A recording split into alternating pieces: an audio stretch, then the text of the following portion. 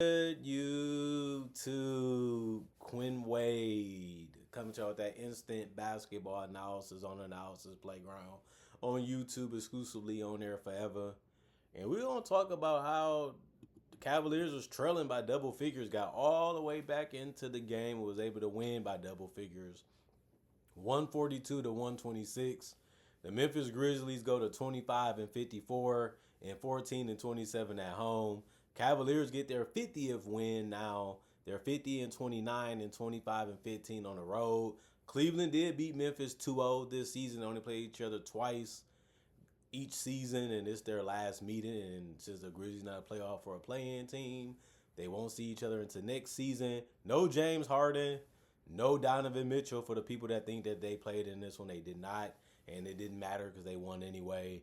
Memphis 36 to 24 in the first quarter, and then Cavaliers started to fight back. They won the second quarter 44 to 28, the third quarter 33 to 26, and the fourth quarter 41 to 36.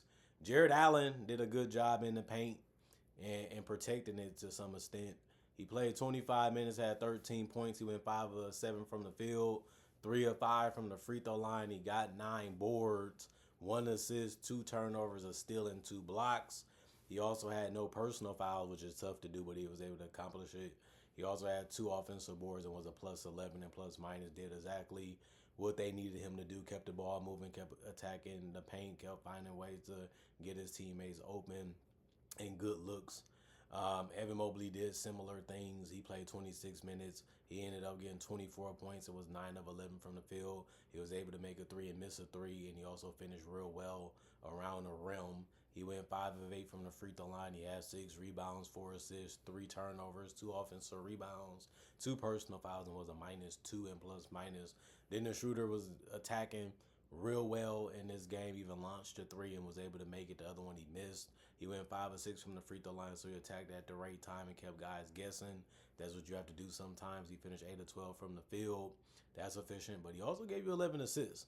And we know that shooter likes to score. We know he likes to give up the ball, but sometimes it leads to baskets. Sometimes it doesn't. Tonight it did. He had 5 rebounds, 3 turnovers, 1 offensive rebound, 1 personal foul, was a plus 16 and plus minus. Sam Merrill, 28 minutes, 21 points. He went 7 of 16 from the field, 4 of 11 from 3, 3 of 4 from the free throw line. Good 3-point shooting from him, and just good understanding of the shot clock, good understanding of what he can do in the amount of time he has the ball in his hands, and decision making is key for guards, of course. He had 2 rebounds, 2 assists, no turnovers, and 3 steals. The 3 steals was really good. He also had no personal foul and was a -5. And plus minus, Keon Ellis, 27 minutes, 19 points. He went 7 of 11 from the field, 3 of 5 from 3, 2 of 3 from the free throw line. He can hit the wide open 3. He can attack the basket a little bit too if you rotate too hard or you're not as gifted as he is sometimes. And then it's just about making the right decision in the right play if you don't have the shot that you like or you feel like you can get. So it makes sense when you got the type of talent that they have to be able to have that mentality too. No turnovers, 1 steal, 3 personal fouls, and a plus 15 and plus minus. Larry Nance Jr. attacked the rim real well. They gave him lanes and angles, and he took advantage of it. And then he also missed 2 threes and went 5 of 8 from the field, which is really good. He had shot 0 of 2 also from the free throw line, left some money on the table. He had 3 rebounds, 1 assist, 1 turnover, and a steal. 1 offensive rebound, 2 personal foul, was a plus 3 and plus minus. Sar played 1 minute. He didn't do anything but finish as a plus 4 and plus minus. Tristan played 11 minutes. He had 2 points because he scored in the paint, but he missed a 3. He went 1 of 2 from the field because of that. He had 1 rebound, no turnovers, no personal foul, was a plus 18 and plus minus. Naquan Tomlin played 22 minutes.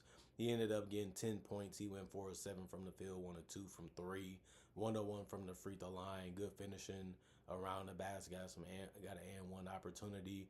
They left him open, so he made a 3. He got 9 boards. That was tied for the most in the game. And he came off the bench and was able to do that. And they needed him too, so they can stay ahead and give the starters some rest so they can get ready for the playoffs and be healthy for the playoffs. He had 2 assists, 2 turnovers, a steal in the block, 4 offensive rebounds, 2 personal fouls, was a plus 13 and plus minus. Riley played 1 minute. He didn't do anything but finish as a plus 4 and plus minus. Craig Porter Jr. really did a good job of scoring the basketball. He played 26 minutes, had 11 points. That actually was game high off the bench. He had shot 4 of 7 on top of that from the field where he went 1 of 3 from the 3-point line and went 2 of 2 from the free throw line to get it. The jump shot was working for him. He also had 8 boards. That was a good amount for the amount of minutes he played. And he also had 6 assists. Just kept his head up, was just trying to make the right decision when he could and when it was there for him. No turnovers in the result of that. 2 steals, 2 blocks. He also ended up having the most blocks off the bench and was tied for the most in the game with Jared Allen. He also had 3 offensive rebounds, no personal fouls, and was a +2 and plus minus. And Tyrese Proctor took good shots. He just went 2 of 8 from the field and 1 of 4 from 3, but he also went 5 of 6 from the free throw line. So he kind of got rewarded from time to time for just trying to be attacking at the right time and catching his opponent off guard if he could. He had 2 rebounds, 1 assist, 1 turnover, and 3 steals. The 3 steals was tied with Sam Merrill for the most in the game. He also had 1 personal foul and was a +2 and plus minus. And those steals was mainly for the Cavaliers, not the Grizzlies included. And then the Grizzlies, they didn't play everybody because they had some injuries to some of their guys like Jalen Wells, Taylor Hendricks, and Taj Gibson. But Prosper led the way with 24 points for them in 19 minutes. That's a lot of points in a short amount of time. Did a good job of attacking the rim and hitting threes. He went 10 to 12 from the field, 4 or 5 from 3. He missed his only free throw. He had 3 rebounds and 2 turnovers and a steal. 3 personal fouls, 1 offensive rebound, and was a +4. And plus minus Cedric Coward, 18 minutes. He had 12 points. He went 5 of 6 from the field, 2 of 3 from the 3-point line. Kept finding ways to get open, kept taking smart shots, and you have to like him. He's been doing that all year as a rookie. He had 5 rebounds, 3 assists, no turnovers, 1 steal, 2 blocks, 1 offensive rebound, 1 personal foul, and a +19 and plus minus. G.G. Jackson, 18 minutes, 11 points. He went 3 of 9 from the field, 1 of 3 from the 3-point line, 4 of 4 from the free throw line. He took some decent drives. Sometimes it worked for him, sometimes it didn't. The game can be like that. Obviously, they're going to contest it, making it difficult, making it as uncomfortable as they can. 5 rebounds, 3 assists, 1 steal, 1 and then he also had 1 turnover and 2 blocks. No personal fouls and was a 0 and plus minus. Lucas played 40 minutes. That was the most on the team. He had 17 points. He went 5 of 15 to get it. Also 5 of 12 from 3. They kept giving him room, kept giving him space, kept giving him confidence. So he said, I'm just going to take him for that reason. I'm going to try to drive sometimes too if I can. But the makes wasn't there for him when it came to the 2-pointers. He had 5 rebounds, 4 assists, 1 turnover, 3 steals. 3 steals was game high for the Grizzlies, and he also had 6 personal fouls, so he didn't finish this game as well as he probably would like because of the foul trouble, but he still played a ton of minutes. He had 2 offensive rebounds out of the 5. Cam Spencer, 21 minutes, 9 points. It ended up being the only guy to not scoring double figures in points, even though he was only 1 away. He did go 1 of 1 from the free throw line. He went 2 of 3 from the 3-point line. He had good looks there, and then he also drove and went 3 of 5 from the field because he made the shot at the rim, but he also missed the shot. And then he also had 1 rebound, 9 assists, 1 turnover. He ended up being the best playmaker in the starting lineup, and they kept running the offense with him with the ball in his hand sometimes, and he was able to dime up guys for that reason. 3 personal fouls and was a +1 and plus minus. Whitehead played 31 minutes. He ended up having 20 points. He went 7 of 15 from the field, 6 of 12 from 3. Good scoring from him. Open, knock it down if you can.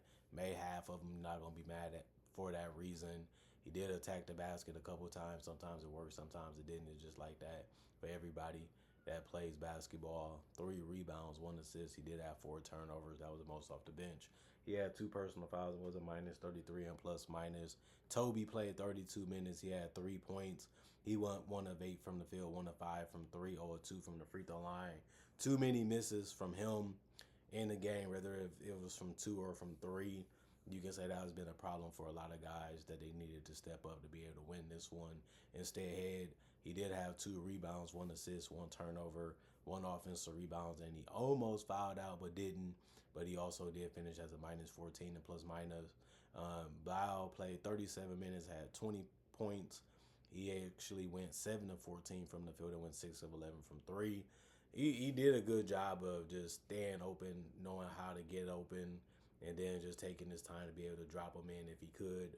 He also had 6 rebounds. That was the most off the bench, no turnovers, and the steal. He had 2 offensive rebounds and got caught up to defending the Cavaliers players and finished with 5 personal fouls, and he finished as a minus 25 and plus minus. And then Walter Clayton Jr., he's going to try to attack the rim or hit a three. Went 2 of 5 from three, 4 of 10 from the field was what he did. And he got 10 points because of that. He also had 11 assists. Got to commit what you're going to give him, what you're going to do to him, and guys are going to be moving. Then it's just about him trying to find him or score. He was able to do both at a decent level tonight. So he got a double-double. So it worked out for him. 1 rebound, 3 turnovers, 2 personal fouls, 1 offensive rebound, and a minus 19 in plus minus. 48% from the Grizzlies is what they shot from the field. 58% for the Cavaliers. 49% though from three for the Grizzlies. That kept them in the game a lot and kept them in ahead. They took 59 threes on top of that, while the Cavaliers took 32. They made 38% of theirs. The problem was they shot 10 free throws since they attacked from the perimeter more than the Cavaliers, and they shot 70%, while the Cavaliers took 27 more free throws. They also made theirs at 70%, but that's a steep distance of what you should be giving up and what you should be doing. I mean, the team is already shooting well from the field and from three, and then you fouled them so much. Two, it's hard to win a game that way, and they didn't. They also gave up 48 rebounds to their 31. They did have 32 assists, while the Cavaliers had 36. 13 turnovers for the Grizzlies, 12 for the Cavaliers. 7 steals for the Grizzlies, 12 for the Cavaliers. 4 blocks for the Grizzlies, 5 for the Cavaliers. 8 offensive rebounds for the Grizzlies, 13 for the Cavaliers. 23 defensive rebounds for the Grizzlies, 35 for the Cavaliers. 27 personal fouls for the Grizzlies, 11 for the Cavaliers. And the Cavaliers look like they're going to blow this one. It looked like they might give this one away. It looks like they might lose it, during the game, especially in the first half. And then they was able to say, let's slow things down a little bit.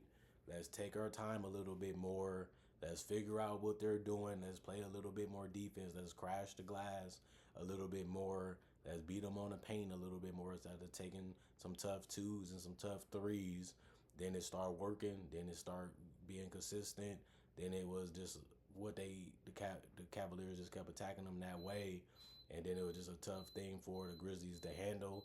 Then they just couldn't make shots, and then they just couldn't keep it going, and the Cavaliers were able to keep going after that, and they was able to stay ahead. Next thing you know, they win the game by double figures. Next thing you know, it's a blowout, and the game was over because of that. So it's tough, when a team understands what they can do against you, and then you try to find a way to stop it, and then they have another counter.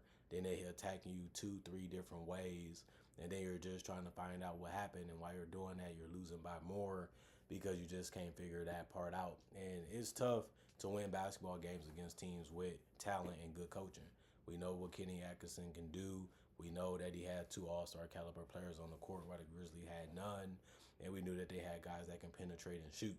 Then it's just about, will the shots fall? Will you be able to not settle a lot? And will you be able to make them at a high level, even from three, and then still attack because they're going to find a way to close you out? Or if you try to make the extra pass, they're going to be ready to close that person out. What decision is you going to make, and what is you going to try to do shot-wise?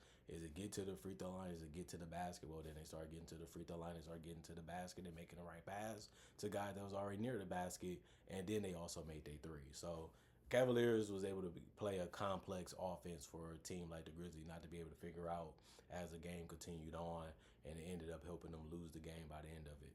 It is what it is. It can be that way. 48-minute game. You have to be understanding what you should be out there and what you should be trying to do. If you lose sight of that or you're not focused enough, you give the chance of a team to be able to figure something else out.